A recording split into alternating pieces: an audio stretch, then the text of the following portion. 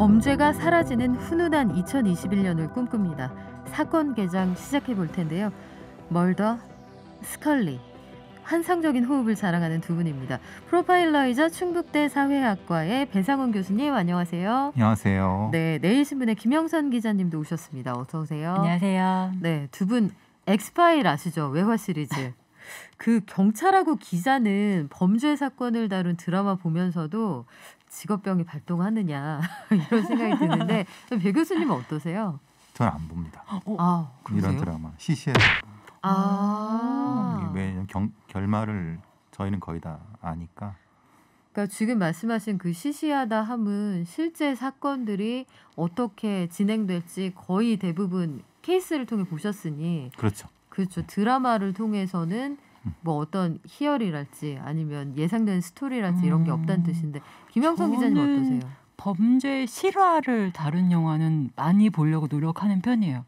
왜 그렇죠? 왜냐면 보면서 얘네들은 어떻게 수사를 하는구나라든지 이런 것들을 많이 좀 참고하려고 하는 편인데 최근에 믿을 수 없는 이야기라고 네. 그 연쇄 강간 사건 다룬 미국 드라마가 있었는데 수사 과정도 굉장히 인상적이었고 특히 그 강간범이 받은 형량이 굉장히 인상적이었어요. 몇 년 받았을 것 같으세요? 뭐 아메리카는 보통 283년 이런 식이죠. 거의 근사한데 네. 근사치인데 327년형을 받았거든요. 그래요. 네, 이런 세상 왔으면 좋겠다 이런 생각하면서 봤습니다.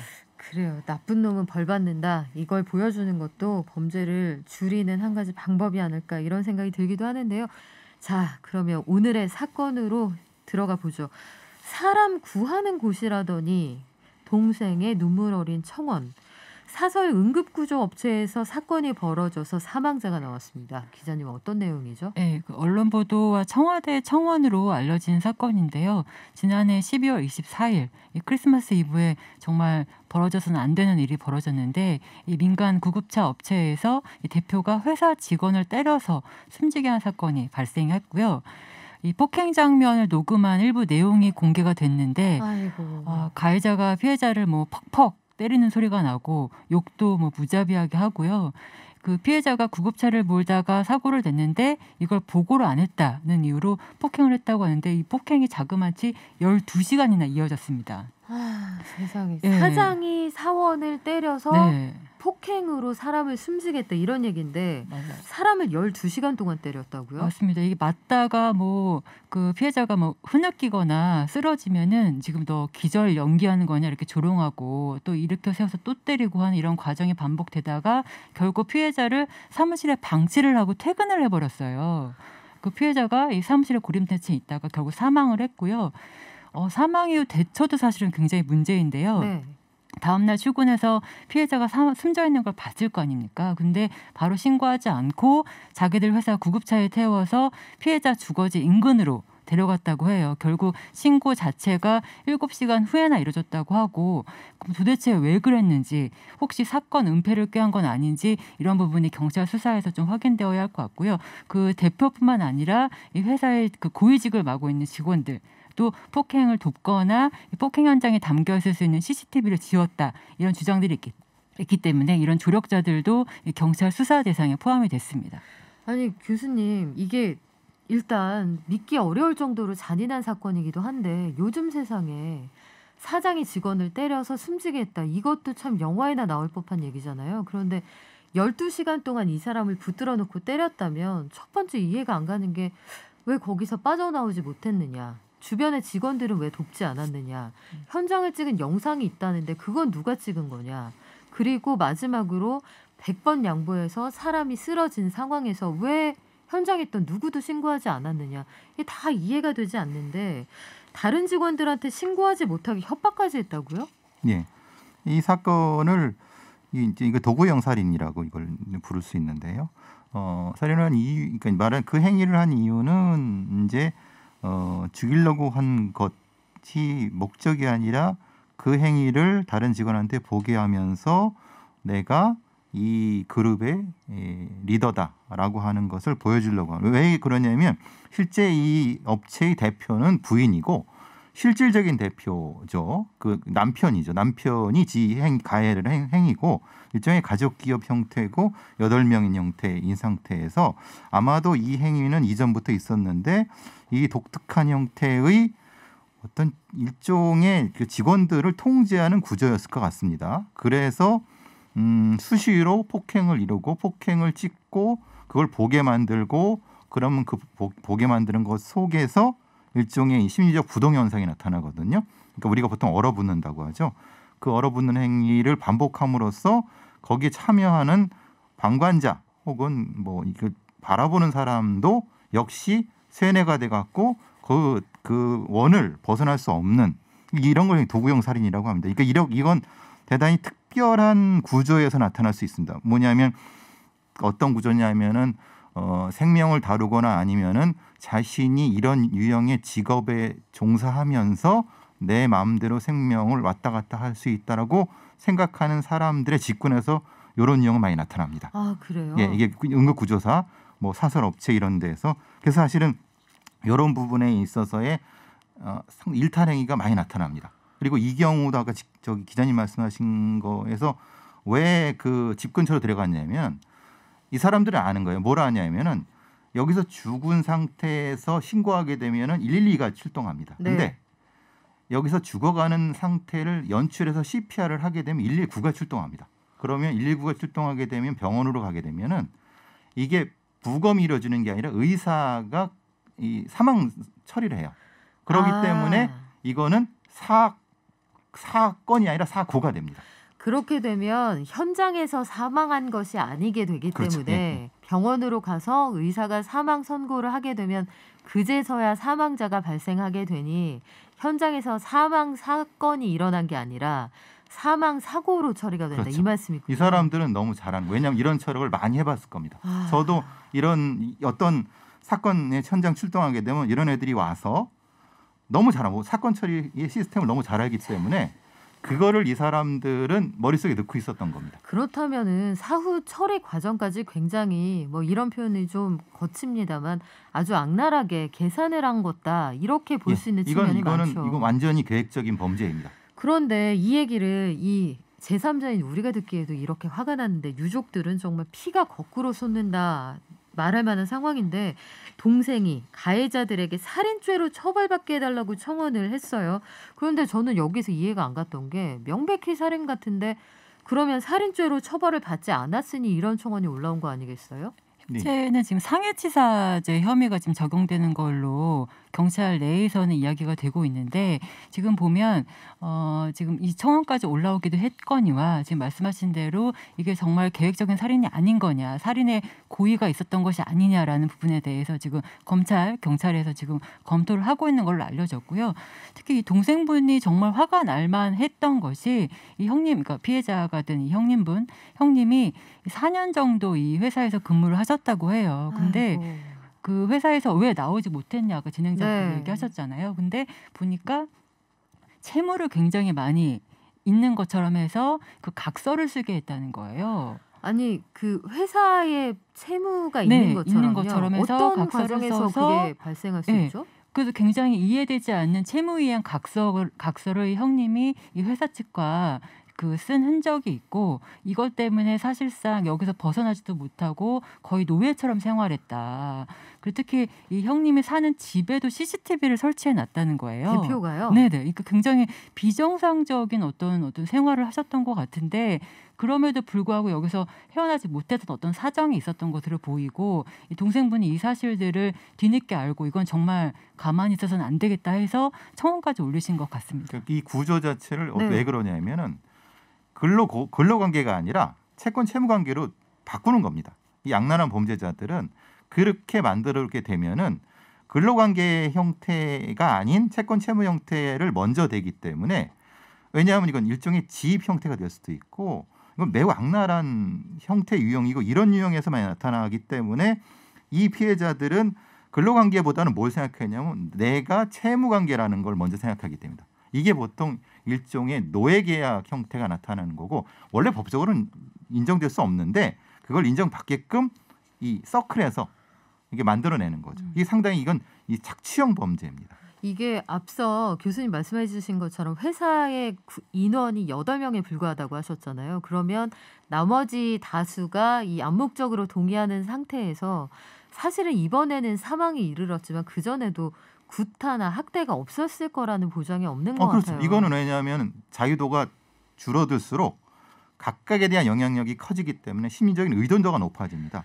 이런 건 매우 독특한 현상인데 그렇기 때문에 내가 그만두게 되면 다른 사람이 내 거에 피해를 든다 이런 것을 계속 주입하는 겁니다. 그렇기 때문에 이 사람은 나가고 싶으면 나가지 못하고 돌려가면서 폭행을 하게 되죠. 그걸 서로 보게 되고 피해자를 가해자화, 방관자하면서 가해자를 만드는 독특한 심리 구조를 형성해내게 됩니다. 이게 마치 학교에서 학교 폭력이나 아니면 범죄 집단이나 유흥업소에서 벌어지는 그런 사건과 구조가 굉장히 비슷하다는 생각이 드는데 이 정도면은 이 대표가 사람을 사망에 이르게 하고 자수를 했다고 하더라도 살인죄 적용돼야 되는 거 아닌가요? 근데 이 사람들은 너무 잘하는 거죠. 왜냐하면 우리나라의 경찰들이 사실 사람이 죽었는데 범인이 없으면 찾으려고 하는데 범인이 나 왔소라고 하면 어떤 현상이 벌어지냐면 내가 와서 이렇게 했소라고 하면 그것은 그 사람의 말을 그대로 믿습니다.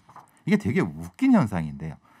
사실 이 사람이 어떤 이유에서 어떻게 죽였는지를 파봐야 되지만 경찰의 입장, 그러니까 수사하는 사람의 입장에서는 건수를 해야 되는데 건수를 쉽게 해결하기 때문에 그냥 자수해서 하면 그대로 그것이 조서가 돼버립니다. 조서가 되는 것이 검사의 기소문이 되는 그 판결문이 되는 이상한 구조가 되거든요. 얘네들은 그걸 너무 잘하는 겁니다. 왜냐하면 그래서 내가 이렇게 때리다 보니까 죽었소라고 자수를 하니까 그래 그렇게 조서 처리해서 되는 겁니다. 이게 상당히 나쁜 관행인데 당연히 없어져야 될 관행인데 이 빈틈을 이 사람들이 파고드는 거죠. 그러니까 범죄를 부인하는 것도 아니고 사건의 정황에서 모든 사람이 입을 맞춘 상황이다 보니 이렇게 하면은 행정적으로 처리하기가 용이하다는 건데 그죠. 누군가의 생명이 종이 한 장으로 치환될 수는 없는 거잖아요. 그러니까 현장에 계신 분들의 고충도 충분히 알겠습니다만 한 번만 내 가족이라는 생각으로 이렇게 사건에 임해 주셨으면 좋겠고요. 지금 문자도 굉장히 많이 오고 있습니다. 삼태기 님이 이거 제2의 양진호 사건 아닌가요? 오히려 네, 더 센 것 같습니다. 이런 의견도 주셨어요. 예, 맞습니다. 해서 이런 것들이 사라지도록 우리가 매의 눈으로 지켜봐야겠습니다. 하나만 더 말씀드리면 네. 이 건이 어떻게 처리가 될까요? 통계적으로는. 이건 사고사입니다. 통계 처리. 상해치사가 됩니다. 아니 사람이 사망하고 지금 피해자 휴대폰까지 그들이 가져가서 초기화를 시켰다고 하는데 이게 예, 우리 경찰의 통계 처리상은 사고사입니다. 왜 그래서 굳이 살인으로 해야 되냐? 형량이 뭐 상해치사랑 뭐 비슷한 절대 그렇지 않습니다.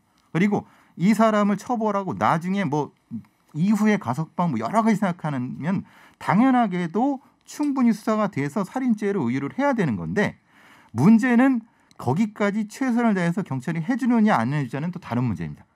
그거를 외부에서 수사기관을 어떻게 감시하는 또 다른 문제예요. 보통의 경우는 편한 방식으로 갑니다. 그렇기 때문에 자수를 하는 거예요. 이런 자수를 했다고 해서 판사는 어떻게 했느냐? 봐줍니다. 자수를 했으니 감경의 사유가 있다. 그렇죠. 네. 제발 그 경찰 현장에서 열심히 일하시는 경찰분들 노고를 알고 있지만 수사 종결권을 받은 첫 해입니다. 이런 사건들 꼭 언론에 다루지 않더라도 반드시 억울한 사람 없게 처리해 주시면 좋겠고요. 두 번째 사건 넘어가 보겠습니다. 중고거래 사이트에 우리 애들 팝니다. 이거 실화인가 싶었는데 지난번에 아기를 올린 사건은 그 엄마가 올린 것으로 확인됐잖아요. 중고거래 사이트에 순차적으로 남매를 올렸다. 이거 무슨 얘기죠? 이거 정말 화를 많이 내야 할 사건인데요. 유명한 온라인 중고거래 사이트에 지난 3일에 이상한 글이 하나 올라왔어요. 남자의 사진과 함께 제 아들 팝니다라는 글이 올라온 거예요.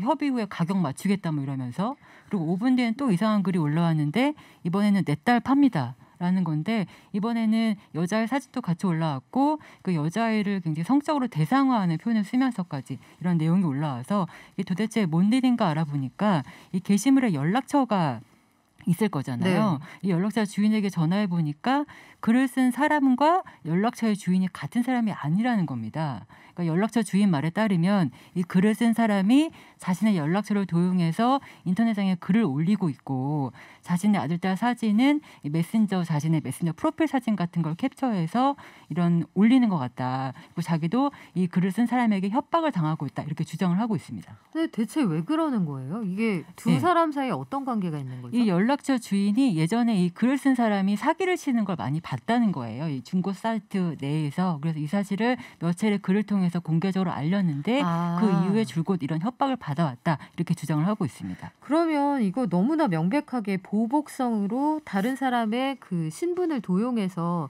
그 가족까지 협박하는 행위인데 교수님, 이런 경우에는 단순 보복이라고 보기에도 너무 무섭고 특히 아이들을 겨냥한 거잖아요. 아이들 도용했으면 쉽게 잡을 수 있을 것 같기도 한데 처벌 수위가 어떻습니까? 잡을 수는 있습니다. 문제는 처벌 수위가 형편은 꽤 낮죠. 왜냐하면 우리나라의 법 체계에서 이것은 협박 그리고 여기 말하는 정보통신망법 위반 글쎄 두 개를 더 얻으갈지 제가 보기에는 사실은 이 아이들의 사진을 이용해서 협박한 건데 협박죄가 그렇게 높지도 않고 정보통신망법 위반한다 하더라도 이게 자체가 실형이 나올까라는 겁니다. 그러니까 타인의 정보를 동의 없이 수집하면 3년 이하 징역을 받는 사실은 이게 실형까지 가는 경우가 많지가 않아서 사실은 처벌 수위가 이 아이들 사진 올려가지고 애를 팔겠다 이런 글을 올렸으면 굉장히 정신적 충격을 받을 텐데 이런 충격에 비하면 굉장히 턱없이 낮은 수위가 될 걸로. 그러니까 이것이 아이들의 이 사진을 도용했다고 하면 외국에서는 성범죄입니다.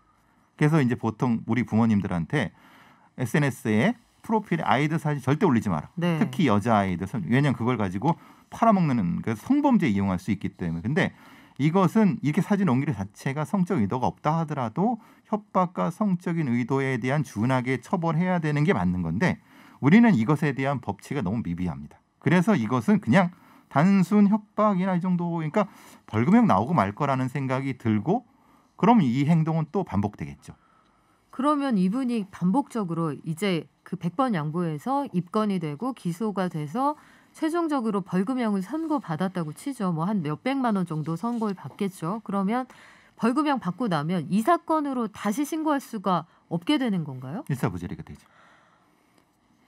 피해자 입장에서는 너무 황당한 일 같은데 앞서 말씀하신 것처럼 그저 아이들 사진을 도용해서 유포한 것만으로도 해외에서는 성범죄로 본다고 하셨는데 실제로 이 회원 수가 1,800만 명에 이르는 대형 커뮤니티에 아이들을 판다는 글을 올리면서 특히 딸을 판다 이 글에는 성적으로 아이를 대상화하고 뿐만 아니라 참 입에 담기 뭐한 표현입니다만 장기를 팔겠다 이런 황당한 내용이 포함이 돼 있어요. 이게 부모 입장에서는 정말 그 살해의 위협과도 같은 이야기인데 이게 형벌이 약하다. 그리고 한 번 신고돼서 처벌이 되면 다시 신고할 수 없다. 그러면 이분의 방어권은 어떻게 지켜드려야 되는 거죠? 어떻게 보면 우리나라 이 지금 상에서는 이 사람의 또 다른 범죄를 저지르길 기다릴 수밖에 없는 첫 이런 초범으로는 굉장히 약한 처벌밖에 가지 않기 때문에 어떻게 보면 그 초범으로 인한 피해자들은 자기는 그냥 이 피해를 잊어야 되는 상황이 되는 것이고 그 이외에 어떤 다른 범죄가 또다시 예비되고 있는 거나 마찬가지라고 봐야 될 것 같아요. 실제로 이게 우리는 법 체계가 너무 가해자 중심입니다. 가해자, 그러니까 공격자 중심이에요. 네. 법 체계가 피해자와 모두를 위한 법 체계가 돼야 되는데 이거 따지는 곳곳 가보면은 사실은 가해자를 보호하는 법 체계예요. 이걸 어떻게 해야 될지를 이 법률을 하는 사람들이 심각하게 고민해야 되는데 우리의 근대 사법, 그러니까 말하자면 이전의 법 체계에는 그게 맞았어요. 근데 현대 사법, 현대 사회로 나갈수록 피해자를 보호하는 형태가 더 강조돼야 되는데 우리의 사법 시스템은 너무 후졌어요. 너무 후져갖고 정신적 고통이나 아이들의 이런 피해 이런 것들에 대한 생각이 거의 없어요. 이걸 어떻게 할 것인가 참 답답하죠. 그러니까요. 이게 뭐 약간 논외의 이야기입니다만 숨진 정인의 경우에도 경찰에 신고가 되었을 때 부러지거나 찢어지지 않았으니 학대로 보기 어렵다. 이렇게 굉장히 도식적인 결론을 옛날 냈다고 생각이죠. 하죠. 예. 그래서일까요? 이제 교수님 말씀 듣고 나니까 퍼즐이 좀 맞춰지는 것이 서울 서남부 연쇄살인 사건 당시에도 보면 가해자 인권을 보호하기 위해서 가해자 가려주느라고 달려드는 피해자의 유족들을 경찰이 밀어내면서 어머니들이 뒤로 넘어졌던 기억이 나요. 그래서 가해자들의 인권을 이렇게 챙기는 경찰이 피해자와 유족들에게 왜 이렇게 야박하냐 이런 얘기를 많이들 하시거든요. 물론 안 그런 경우도 있겠습니다만 기자님도 아이 키우시는데 이 사건에 대해서 우리 어떻게 대처하면 좋을까요? 그러니까 말씀하신 것처럼 이 법 체계 자체가 피해자 중심적으로 돼 있다면 사실은 피해자들이 알아서 이런 범죄들을 예를 들어서 자기가 알아서 피해야 하는 사실 그런 상황이 되는 거잖아요. 그러니까 지금도 말씀하신 건 피해자가 되지 않으려면 자기 메신저 프로필이나 이런 데 자기 아이 사진 올리면 안 되고 자기 개인정보 웬만하면 올리지 말고 그냥 좋은 문구나 올려놓고 이래야 되는 거라서 사실은 아이 사진 올리지 말아야 된다 이런 게 사실은 이 범죄의 교육의 어떤 교훈이 되는 이런 굉장히 아이러니한 상황이 되는 것 같아요. 누구나 피해자가 될 수 있는 가정 하에 모든 사람이 움직여야 한다는 게 너무나 아이러니인데 이 범죄자가 추가로 좀 더 심하고 좀 더 악랄한 범죄를 저지르기 전까지는 강력히 처벌할 수 없다는 게 참 어떻게 표현하기 어렵습니다. 처벌도 교수님. 못하고 네. 저희 같은 프로파일러들이 명단을 축적해 놓는 것도 법에 걸립니다. 왜요? 그거는 이제 이 일종의 예비 검속 형태죠. 네. 마이너리티 리포트처럼 예. 이 사람이 잠재적 범죄자가 될 것이므로 프로파일링 할 것이니 이것은 현재 형법 체계에 어긋난다. 그렇죠. 그래서 김근식, 조두순 같은 사람이 추후에 네. 어떤 범죄를 할 걸 충분히 예상되면 불구하고 어떤 예비적 조치를 못 한다는 것이 이 우리 사회의 한계죠. 바꿔주세요. 저는 그 법에 반대입니다. 어느새 마무리할 시간인데요. 지금까지 배상훈 교수님, 김영선 기자님이었습니다. 고맙습니다. 감사합니다. 감사합니다. TBS 캠페인